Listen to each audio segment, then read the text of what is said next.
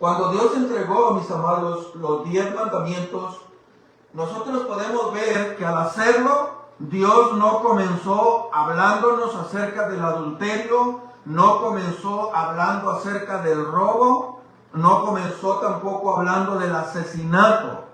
Dios comenzó hablando del corazón. ¿Quién ocupa el primer lugar en nuestro corazón?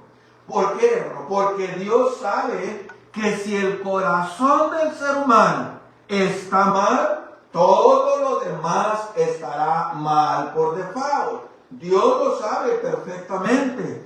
Calvino dijo que el corazón del ser humano es una fábrica de ídolos.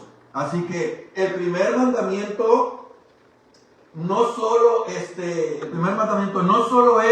el primero en una lista, sino que es el fundamento de todo lo demás. Porque si el corazón está alineado a Dios, entonces la vida entera de la persona estará alineada y estará ordenada. Así que el primer mandamiento no es solo el primero en una lista, es el fundamento de todo lo demás. Es como el cimiento de una casa. Si el cimiento falla, todo lo demás se va a venir abajo, se va a derrumbar. La siguiente, amigo. Hoy responderemos a esta pregunta fundamental, mis amados hermanos. ¿Qué se ordena en el primer mandamiento? ¿Qué se nos ordena en el primer mandamiento? Que reconozcamos, número 2, y confesemos a Dios como nuestro único y verdadero Dios, y que en consecuencia le adoremos y le glorifiquemos.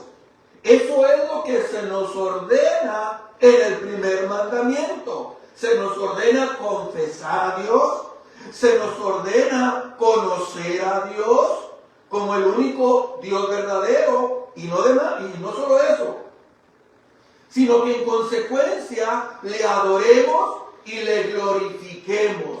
Así que no es solo un mandato externo, sino que es un llamado a una relación exclusiva. Dios tiene que ser exclusivo en nuestras vidas, hermanos. Es por ello que el primer mandamiento ocupa un lugar fundamental dentro de la ley de Dios. ¿Por qué? Pues establece la base, amada iglesia, de toda relación correcta entre el ser humano y su creador. Antes de regular la conducta hacia el prójimo, ¿sí?, Dios dirige el corazón del hombre hacia él mismo, hacia Dios, dejando claro quién es el único digno de fe, quién es el único digno de obediencia y quién es el único digno de adoración. Antes de que Dios nos diga cuál debe de ser nuestra actitud y nuestro comportamiento con nuestro prójimo, primero Dios nos dirige hacia Él, que Él debe de ser nuestro objeto de fe, de obediencia y adoración. Así que este mandamiento no solo prohíbe la idolatría externa, sino que además de eso exige una entrega total, no solo total, sino consciente y sincera del corazón a Dios. Eso es lo que nos pide, mis amados hermanos. En el resumen, es el resumen del llamado divino ¿a qué? A reconocer, a confesar y a vivir bajo el señorío del único y verdadero Dios. Del único y verdadero Dios. Así que veamos en primer lugar, entonces, hermanos. El primer mandamiento nos ordena, dijimos, conocer a Dios. Es importante que conozcamos a quién estamos adorando. No podemos adorar a alguien que no conocemos. Así que Dios no quiere seguidores ignorantes, querido. Quiere hijos que le conozcan. Quiere hijos que le conozcan. Y conocer a Dios implica varias cosas. ¿Qué implica conocer a Dios? Conocer o reconocer su carácter, conocer su autoridad y sobre todo conocer su voluntad, permitiendo que ese conocimiento a la vez vaya transformando nuestras vidas. En el primer libro de Crónicas, en el capítulo 28, en el versículo 9, David le dice a su hijo Salomón: y tú, Salomón, hijo mío, reconoce al Dios de tu padre y sírvele con corazón perfecto y con ánimo voluntario. Notemos algo importante de lo que David le está diciendo a su hijo Salomón ya en el ocaso de la vida del rey David. Noten algo, no dice que solo sirva a Dios, no solamente dice eso, no, dice primero,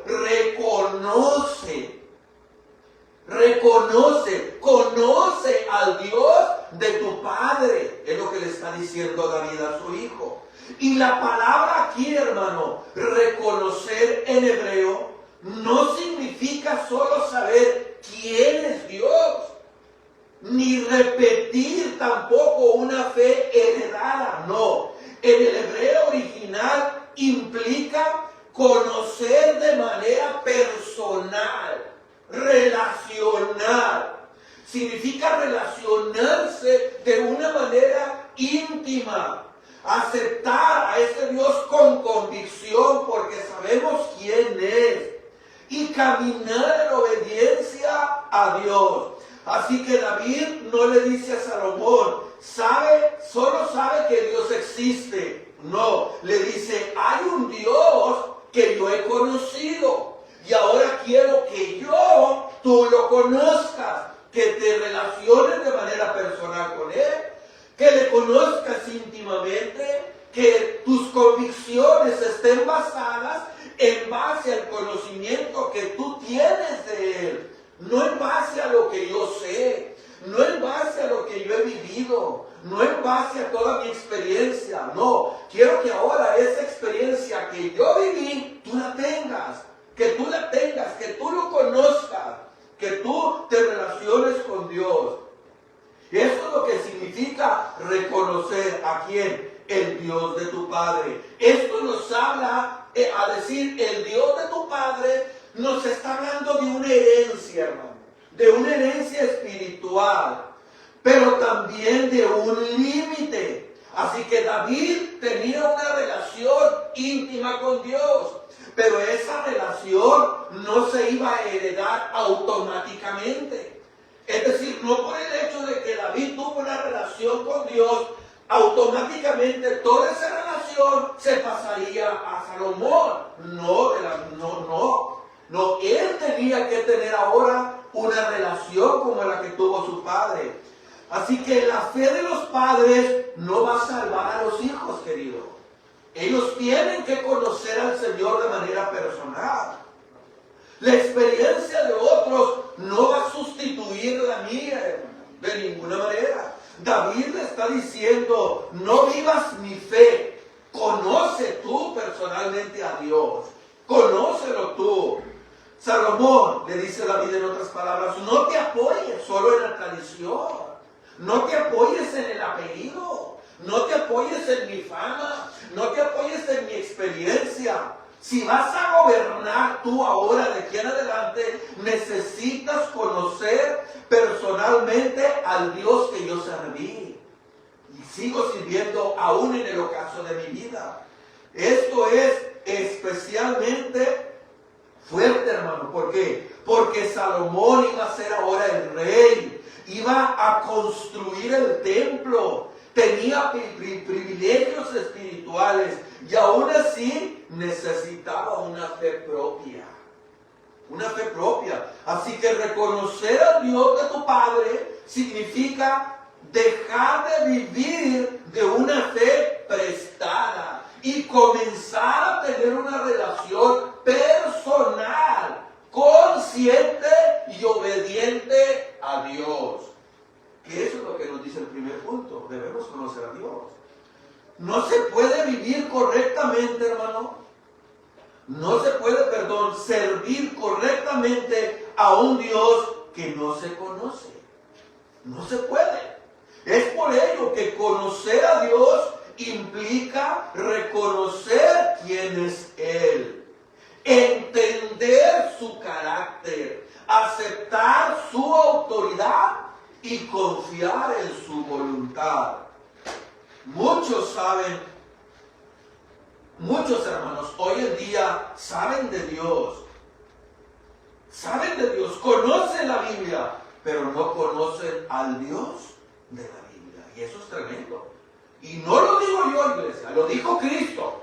¿Se acuerdan las palabras de Mateo 7? Muchos me dirán en aquel día: Señor, Señor, en tu nombre hicimos esto, pero no hicieron la voluntad del Señor. Así que el primer mandamiento nos llama a una relación viva, hermanos, consciente, personal, reverente. La pregunta es: ¿conocemos a Dios por tradición o por relación? ¿Conocemos a Dios por tradición o por relación? Porque hemos tenido intimidad con Él. ¿Es el Dios de tus padres o es tu Dios? ¿Es el Dios que fue de tu papá o ahora lo has hecho tu Dios personalmente? Que eso es lo que nos está hablando el primer punto. Así que debe de haber una vida saturada por la palabra de Dios. La siguiente. Escuche lo que dice la Biblia, hermano. Escuche lo que dice. La palabra de Cristo, ¿qué debe de ser? ¿Qué debe tener la palabra de Cristo? Morar en abundancia. La palabra de Cristo more en abundancia en vuestros corazones, en vosotros. Así que la vida saturada por la palabra de Cristo, la palabra de Cristo, tiene que morar, poquito, en abundancia. Y cuando Pablo habla aquí de la palabra de Cristo, se refiere a la palabra que tiene a Cristo y su obra redentora como tema central. Porque Cristo, iglesia, Cristo es el tema central de la Biblia. Y el tema de Colosenses es precisamente la preeminencia del Señor. La palabra de Cristo. ¿Qué nos dice Pablo acerca de esa palabra, cuyo centro es la persona y la obra del Señor Jesucristo? ¿Qué nos dice Pablo de esa palabra? Que debe morar ricamente en nosotros. Debe morar ricamente en nosotros. Ese mensaje debe encontrar residencia permanente y confortable en nosotros como creyentes y como iglesia. Debe encontrar, hermano, en nosotros y como iglesia. ¿Qué significa eso? Bueno, evidentemente implica ahora leer la Biblia todos los días. Implica exponernos a un ministerio, ¿sí?, en el que nos explique con fidelidad la palabra de Dios. Debemos exponernos a un ministerio en donde la Biblia se trace, se interprete de una manera correcta. Mire, nosotros vivimos en una era digital fascinante, iglesia. Fascinante, vivimos en una era digital fascinante. Mire, en internet usted encontrará muchísima basura, es verdad, pero también va a encontrar mucho contenido espiritual sano, muchas predicaciones nutritivas, muchos estudios buenos. Puede descargar buenos sermones de la palabra de Dios, alabanzas con un rico contenido bíblico, conferencias para nuestro crecimiento espiritual y familiar. Lo que usted debe de hacer es buscar, esa es nuestra responsabilidad, buscar todas las formas que sea posible de saturar nuestra mente con la bendita palabra de Dios. Esa es nuestra responsabilidad. Y eso es lo que Pablo está diciendo aquí. No se trata simplemente de leer la Biblia todos los días, que dicho de paso es bueno. No se trata también de meditar en la palabra que hemos leído, de meditar lo que hemos leído. Se trata de relacionar la Biblia con todas las cosas que ocurren y nos ocurren diariamente. La palabra de Dios es algo que satura, hermano, el sistema mental, que cuando nosotros nos exponemos a la palabra de Dios, satura nuestra mente, satura nuestro corazón. Cuando usted y yo nos exponemos a la palabra de Dios. ¿Qué sucederá cuando todos los creyentes, hermano, están siendo saturados por la palabra de Dios? ¿Qué sucederá? ¿Qué va a pasar? La Biblia dice que de la abundancia del corazón habla la boca. Entonces, un creyente saturado de la palabra de Dios, eso es lo que va a hablar. Así que el primer mandamiento nos ordena conocer a Dios. Dios desea, hermano, de ese Dios que nosotros hemos conocido. Y Dios desea que le conozcamos. En segundo lugar, el primer mandamiento nos ordena no solo conocer a Dios, confesar a Dios como el único y verdadero. No solo conocerlo, sino ahora confesarlo. Conocer a Dios lleva inevitablemente a confesarlo. Eso es lo que nos enseña Deuteronomio 26, 27. El pueblo declaró, le dice Moisés, has declarado hoy que Jehová es tu Dios y que andarás en sus caminos. Es lo que le dice Moisés al pueblo. Tú has hecho un voto, tú has determinado hacer algo y tú has declarado que Jehová es tu Dios y que tú vas a andar en todos sus caminos. Así que esta confesión no es privada ni secreta, era pública, porque lo estaban haciendo frente al Señor. Era visible, comprometida, como cuando una persona se bautiza, le está diciendo, muero al mundo y ahora vivo para Dios. Era una confesión pública. Así que confesar a Dios como único Dios significa rechazar toda competencia espiritual, todo aquello que no es de Dios. No dividir el corazón, hermano. No servir a medias, no. O con Dios es todo o con Dios es nada. O lo tienes o no lo tienes. Nadie debe de ocupar el primer lugar en nuestro corazón. Es lo que dice el primer mandamiento. Él es el centro. No servir a Dios a medias. Así que Dios no acepta uno más en su lista. Él exige exclusividad. Nada debe de interponerse. Por eso debemos tener mucho cuidado, hermano. Muchísimo cuidado debemos tener. ¿Por qué? Porque la idolatría moderna no siempre tiene que ver con imágenes. La idolatría moderna de hoy en día no siempre tiene que ver con estatuas haciendo. No. La idolatría moderna puede llamarse dinero. Raíz de todos los males, ¿cuál es? Es el amor al dinero. Puede llamarse el poder. Hay gente que tiene hambre de poder. Tiene dinero, tiene riquezas, pero quiere más poder. Y pelea, lucha por controlar todo para tener poder. Ese es su Dios. Hay otros que tienen el éxito como un Dios. Es su Dios para ellos. El éxito, la fama, los aplausos, el glamour. Ese es su Dios. Las relaciones. Incluso, hermano, los ministerios. Hay cristianos que aman el pastorado y quieren y lo desean porque aman los aplausos, que se les alabe, que se les mencione, que se les dé like, que se les publique. Buscan eso. Eso es un Dios, eso es narcisismo. Todo lo que ocupa el lugar de Dios se convierte en un ídolo. Hasta la familia, iglesia, puede convertirse en un ídolo. Hasta la familia. Hasta las cosas materiales, la casa, un coche, puede convertirse en un ídolo. Y eso a su vez va a traer consecuencias en nuestra vida. Es por ello que la confesión no solo debe de ser verbal, sino práctica. Debe manifestarse ¿de qué manera? En obediencia, en fidelidad y lealtad exclusiva. Cristo dijo en Lucas 12:8, os digo que todo aquel que me confesare delante de los hombres, ¿qué va a hacer Cristo? También el Hijo del Hombre los confesará delante de los ángeles.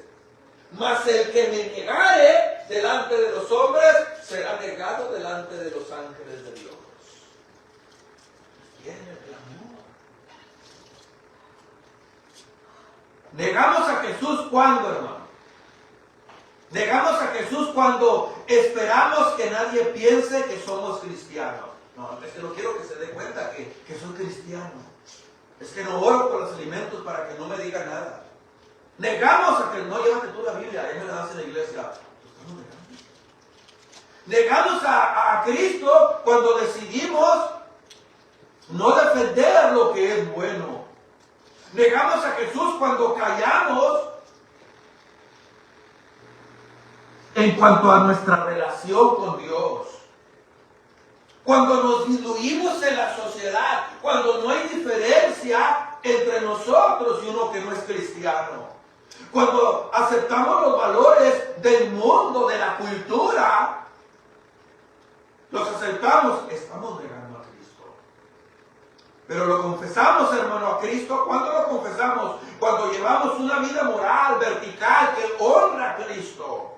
Cuando buscamos las oportunidades para hablar de Cristo, testificar de nuestra fe. Cuando ayudamos al necesitado, al verdadero necesitado. Cuando defendemos la justicia, lo que es justo. Cuando tenemos empatía por otros. Cuando valoramos la lealtad a Dios. Cuando usamos nuestra vida, nuestros recursos para llevar a cabo los deseos de Dios, no los nuestros. Así que el primer mandamiento, en segundo lugar, nos ordena confesar a Dios como el único y verdadero Dios. Como el único Dios. Él no va a aceptar ídolos. No va a aceptar ídolos. En tercer lugar, el primer mandamiento nos ordena adorar a Dios. Adorarlo. La adoración a Dios es la respuesta natural de un corazón que conoce la grandeza divina. Es natural, hermano. Es natural. ¿Qué dice el Salmo, hermano? 95, 6 y 7. Venid, adoremos y postrémonos y adorémonos delante de Jehová, nuestro Hacedor, porque Él es nuestro Dios. Debemos arrodillarnos delante de Dios. Arrodillarnos delante de Él. Así que la adoración no solo es cantar. No, es rendición. Es reverencia. Es entrega total. Adorar, es decir, con la vida, Señor, tú eres más importante que yo. Adorar a Dios significa rendirle honra, reverencia y amor. Tanto en actos externos como en la actitud interna del corazón.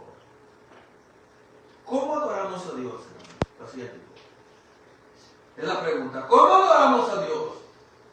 Con nuestras palabras. Con nuestras palabras. ¿Qué dijo Pablo? Sea vuestra palabra como siempre con gracia. Sazonada con sal. ¿Por qué? ¿Por qué con sal? ¿La sal qué es lo que hace la sal? Da sabor. Y también conserva. Conserva. Dice, para que sepáis cómo debéis responder cada uno. Es algo importante que nosotros... ¿Ha escuchado esa frase que me dice? Es que yo le dije porque mi pecho no es bodega. Muchos creyentes, hermanos, tienen un problema. Hablan sin pensar y se meten en problemas. Por eso, antes de hablar, hay que pensar. Debemos pensar antes de hablar cómo es que vamos a responder. Sea vuestra palabra siempre con gracia, sazonada con sal. En segundo lugar, la siguiente dijo: ¿cómo adoramos a Dios? Con nuestra obediencia. Mire lo que le dice el profeta Samuel a Saúl. Y Samuel dijo: ¿se complace Jehová tanto de los holocaustos y de víctimas como en que se obedezca la palabra de Jehová? Ciertamente el obedecer es mejor que los sacrificios, y el prestar atención que la grosura de los carneros. ¿Cómo, hermano, adoramos a Dios? Con nuestra obediencia. En tercer lugar, la siguiente. ¿Cómo adoramos a Dios? Con nuestras decisiones diarias. ¿Qué dijo el salmista? A Jehová he puesto solamente cuando lo necesito. No, a Jehová he puesto siempre, siempre delante de mí. Porque está a mi diestra, a mi lado, no seré conmovido. Cuando tengo que tomar una decisión, Dios siempre lo pongo en primer lugar. Cuando voy a hacer esto otro, consulto a Dios cuál es la voluntad. ¿Cuál es su voluntad? En decisiones, hermano. ¿Cuántas veces nos metemos en problemas precisamente porque no consultamos a Dios? Porque no consultamos a Dios, no le decimos: Señor, ¿qué piensas tú de esto, Señor? O buscamos a personas para que nos respondan lo que nosotros queremos escuchar y no lo que Dios nos dice. Y hay problemas después. En cuarto lugar, la siguiente dijo: ¿cómo adoramos a Dios, hermanos? No hay verdadera adoración sin obediencia. No existe. ¿Qué le dijo Cristo a los fariseos, a los líderes religiosos? Hipócritas, bien profetizó vosotros de Isaías. ¿Qué significa? Que ya Isaías había dicho lo que está diciendo Cristo. ¿Qué dijo Isaías? Este pueblo de labios me honra, mas su corazón está lejos de mí. Pues en vano me honran, porque enseñando cosas de doctrinas, enseñando como doctrinas mandamiento de hombres y no de Dios. O sea que no había una verdadera adoración, no había una verdadera obediencia. De esa manera, hermano, nosotros adoramos a Dios. Así que el primer mandamiento nos ordena a usted y a mí a adorar a Dios. Y usted y yo lo vamos a adorar con nuestras palabras. ¿Cómo lo vamos a responder? Vamos a honrarlo, a adorarlo con nuestra obediencia. Vamos a adorarlo con nuestras decisiones sabias, pidiendo el consejo de Dios. ¿Qué piensas, Señor? ¿Qué opinas? Con una verdadera adoración. Porque si no obedecemos, no existe la verdadera adoración. En cuarto lugar, la siguiente. El primer mandamiento nos ordena glorificar solo a Dios. Solo a Dios. Jesús se refirió, nos habló acerca del primer mandamiento cuando fue tentado por Satanás en el desierto. Todo esto te daré si postrado me adorares. Todo esto. ¿Y qué le dijo Cristo? Al Señor tu Dios adorarás y a Él solo servirás. Le dijo Cristo. Él solo merece la gloria, solo merece la adoración. Cuando Jesús fue tentado al desierto, no fue en un momento de comodidad, querido. No. Él había ayunado 40 días y 40 noches. En ese contexto, Satanás se le presenta con una propuesta directa: ofrecerle los reinos del mundo a cambio de que lo adorara a Él. Aquí vemos algo importante: que la tentación no solo era material, era espiritual. Así que Satanás quería ocupar el lugar que solo le correspondía y le corresponde a Dios. Pero Jesús no negoció, querido. Jesús no negoció. Jesús no razonó. Tampoco buscó alternativas. ¿Qué hizo? Respondió con la palabra. Y dejó claro que el primer mandamiento no es opcional. El primer mandamiento no es negociable ni circunstancial. Voy a obedecer a Dios y mis circunstancias son estas. No, Señor. Eso es lo que Jesús nos está enseñando. Jesús nos enseña, hermano, que aún en los momentos de mayor presión, ándale, ¿qué te cuesta? Haz esto, mira, todo lo haces, no te va a pasar nada. No, Cristo nos enseña que aún en el momento de mayor presión, Dios sigue siendo el único, hermano, digno de adoración. Él dijo, al Señor tu Dios adorarás y a Él solo servirás. Con esta declaración, querido, Jesús establece una línea firme y absoluta. Observemos dos palabras claves. Adoración. ¿De qué nos habla la adoración? De la actitud del corazón. Y luego dice, al Señor tu Dios adorarás y a Él solo servirás. Y la vida de servicio nos habla de las acciones de la vida. Entonces, adorar significa actitud del corazón. Y servir habla de mis acciones en la vida diaria. No se puede separar la una de la otra. No hay verdadera adoración, hermano, sin servicio. No lo hay. Ni servicio genuino sin adoración. Las dos van de la mano. Además, Jesús usó una palabra contundente, si usted se dio cuenta. A Él solo servirás. Dios no comparte su gloria con nadie, ni acepta una adoración dividida. Así que esta respuesta de Jesús reafirma que el primer mandamiento, hermano, no ha perdido la vigencia. No ha perdido la vigencia. Lo que Dios demandó en el Antiguo Testamento, Jesús lo confirma en el Nuevo. Adán y Eva, hermanos, Adán y Eva fueron tentados, pero a diferencia de Cristo, ellos se dieron. Ahora, lo interesante es que Adán y Eva fueron tentados con todas las comodidades satisfechas. Con todo satisfecho. Y aún así cayeron. Y Cristo fue tentado en el desierto con los animales y con 40 días de ayuno. Y aún así no se dio ni un milímetro. Eso es interesante. Satanás le ofreció ser como Dios. Así que les dijo Satanás a Adán y Eva, no van a oír. Van a ser como Dios. Y al aceptar, pusieron su propia voluntad por encima de la de Dios. ¿Cuál fue el resultado? Separación, vergüenza y muerte espiritual. Jesús, el segundo Adán, enfrentó una tentación similar. Obtener gloria sin obediencia. Pero él eligió honrar a Dios antes de exaltarse a sí mismo. Donde el primer hombre falló, Cristo venció.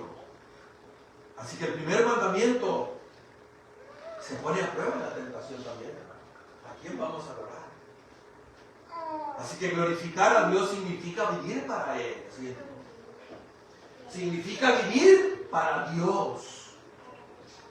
Glorificar a Dios no es un acto aislado, ni un momento del culto dominical, no, hermano. Adorar a Dios es un estilo de vida. Vivir para Dios significa que Él es el centro de nuestras decisiones, prioridades y metas. Cuando usted y yo glorificamos a Dios, decimos con nuestra vida, Señor, todo lo que soy y todo lo que tengo, Señor, es tuyo. Es tuyo. Ya no vivimos para complacernos a nosotros mismos. Vivimos, hermanos, para agradar a aquel que nos creó y nos redimió. Dijo Pablo, con Cristo estoy juntamente crucificado.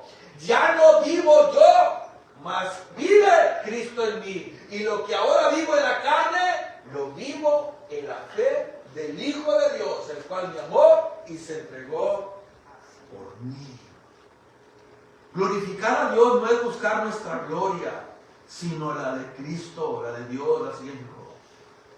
Uno de los mayores peligros, hermanos, uno de los mayores peligros del corazón humano es el querer el reconocimiento que solo le pertenece a Dios. Ese es uno de los peligros del corazón.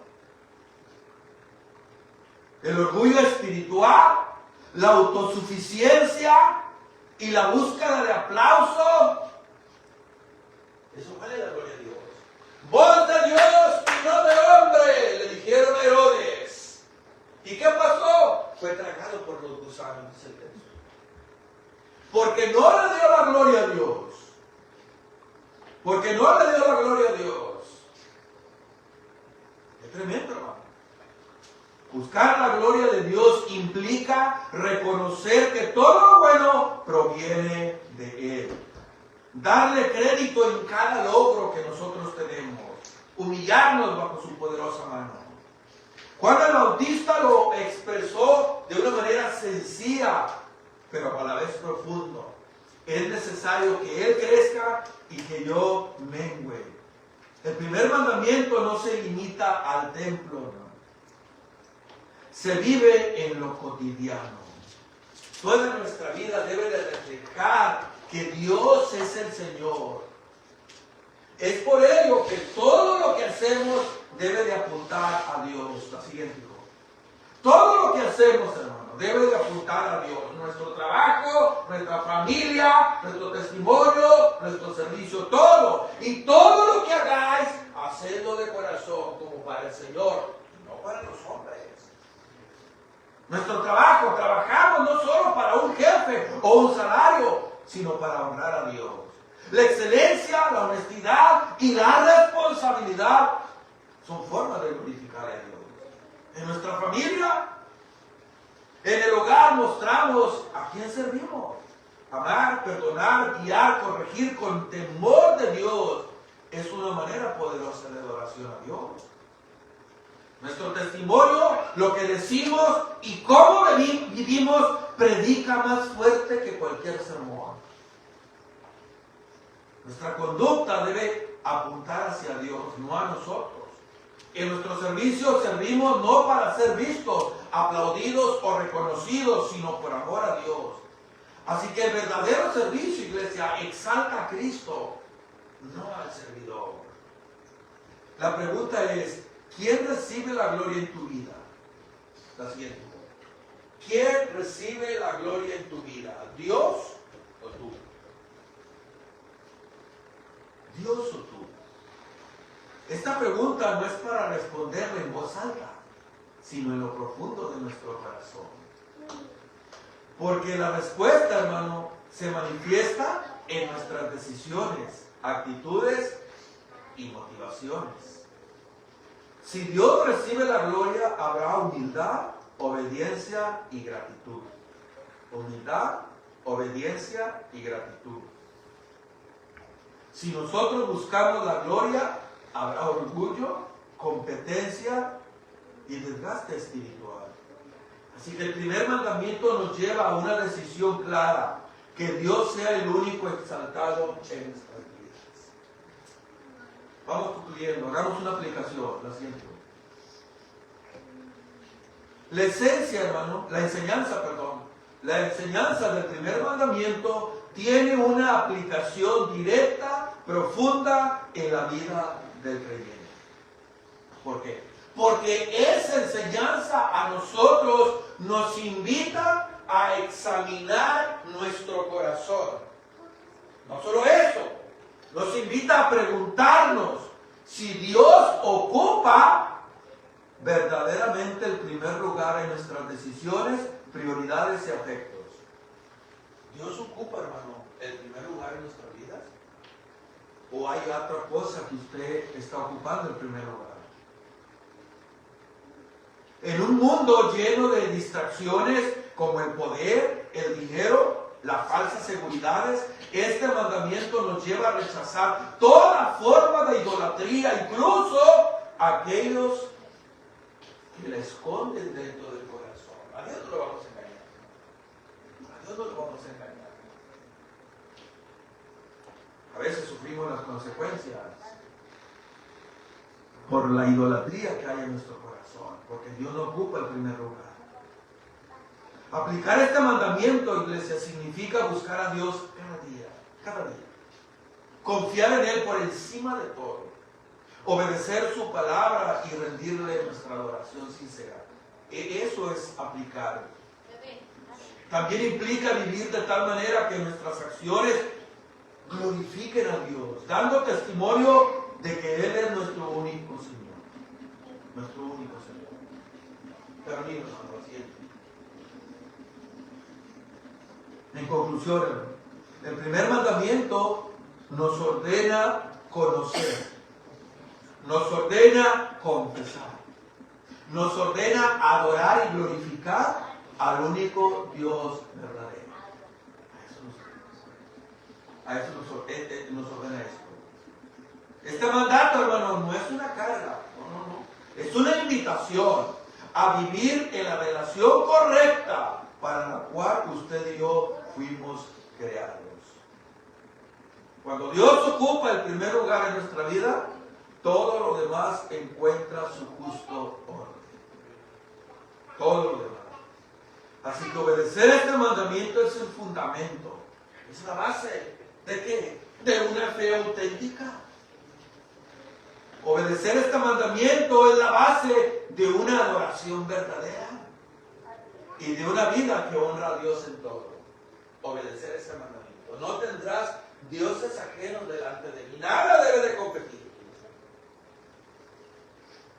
Y como dijimos el domingo pasado, si nosotros le buscáramos en nuestro corazón, nos daríamos cuenta que en ocasiones hay bastante idolatría en nuestra vida.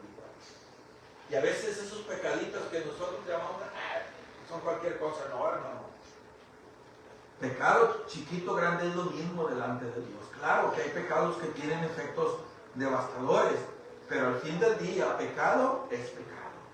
Dice Santiago, pecado es hacer lo bueno y no hacerlo, saber hacer lo bueno y no hacerlo, es pecado. Si usted sabe lo que es bueno delante de Dios y no lo hace, usted está pecando. Yo estoy pecando. Y eso acarreará a la larga juicio. Que Dios, iglesia, nos ayude a tener esto en mente. Eso es lo que Dios exige de sus criaturas. Amén. Vamos a ponernos de pie para orar a Dios. Si este mensaje te fue de aliento y de esperanza, te pido que me regales un like y que te suscribas y que lo compartas con aquellos que lo necesitan. Saludos y bendiciones, mi amado hermano.